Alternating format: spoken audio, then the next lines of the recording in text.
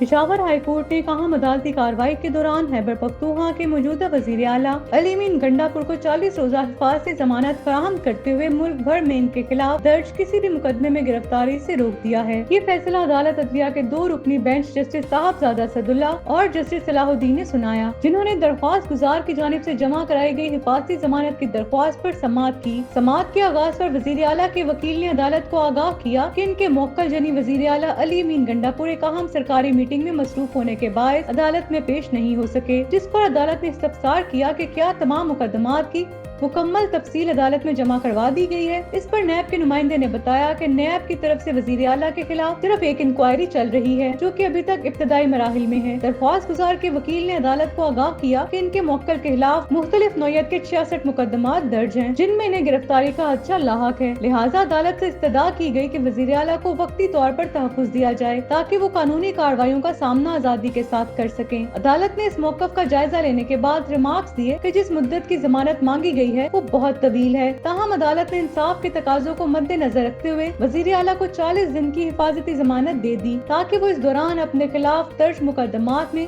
قانونی کارروائیوں کے لیے مناسب تیاری کر سکیں۔ عدالت نے اپنے حکم میں یہ بھی واضح کیا کہ اس 40 روزہ مدت کے دوران کسی بھی درج مقدمے میں علی امین گنڈاپور کو گرفتار نہیں کیا جائے گا۔ عدالت کے اس فیصلے کو سیاسی اور قانونی حلقوں میں ایک اہم پیش رفت کے طور پر دیکھا جا رہا ہے، خاص طور پر ایسے وقت میں جب موجودہ سیاسی ماحول کشیدہ ہے اور مختلف رہنماؤں کے خلاف مقدمات کا سلسلہ جاری ہے۔ عدالتی حکم کے بعد یہ امکان ظاہر کیا جا رہا ہے کہ وزیر اعلیٰ اس دوران قانونی مشاورت کے ساتھ ساتھ اپنی پوزیشن مزید مضبوط بنانے کی کوشش کریں گے، جبکہ حکومتی سطح پر بھی اس فیصلے کو ریلیف کے طور پر دیکھا جا رہا ہے۔ اب یہ دیکھنا ہوگا کہ حفاظتی ضمانت کی مدت ختم ہونے کے بعد علی امین گنڈاپور کے خلاف زیر التوا مقدمات میں کیا پیش رفت سامنے آتی ہے۔